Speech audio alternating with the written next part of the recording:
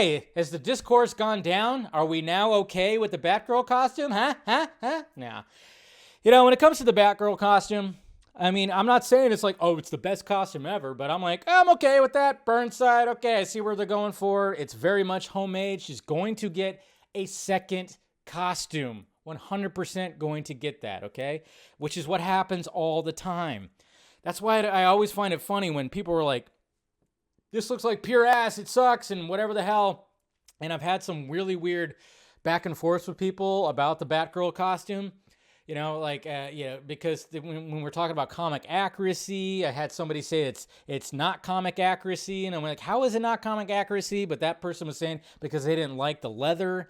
They didn't like the leather material or something like that. And then I went, well, okay, but still, that's very much what happens in the story is the fact that she puts it together. You've actually seen artwork where you could put the pieces together. That's what's so funny about this whole thing, this whole discourse is like when people were saying that it's not, when I had somebody that said it was not comic accuracy because they were talking about the material. And then I went, well, then technically none of the other costumes that we see are the same material that it is in the comic books. I mean, if you want to look at Batfleck's costume, when you look at it, oh my God, it's one of the most beautiful fucking costumes ever made.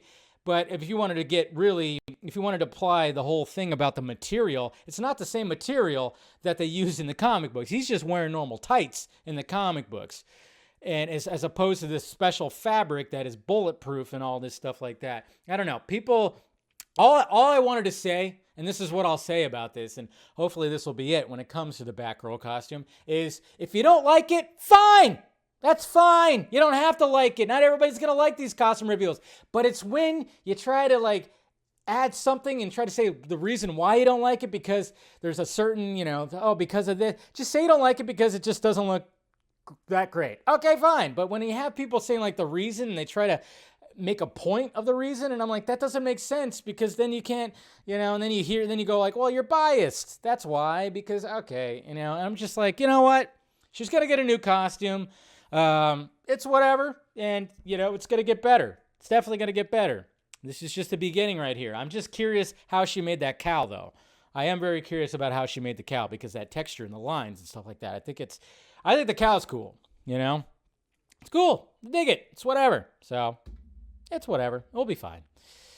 But yeah, there you go right there. I mean, straight out of there. Straight out of there. It's not going to be exact, but what can you do? Is that what people want right there? Do you want the lingerie looking style? I mean, it's not a bad costume. I'm not going to lie, but so there was all of that, of course. And then I remember I posted this right here too, because I remember seeing this a long time ago. I saw this. This is when we thought Jenna Malone was going to be playing Babs in Batman vs. Superman, and some artist made this. I don't know who it was, and if anybody knows who it was, by all means, tell me who it was.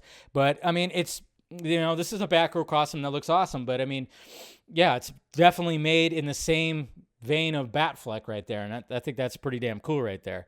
So, I mean, that at one point, maybe it could have been like that, but hey, who knows,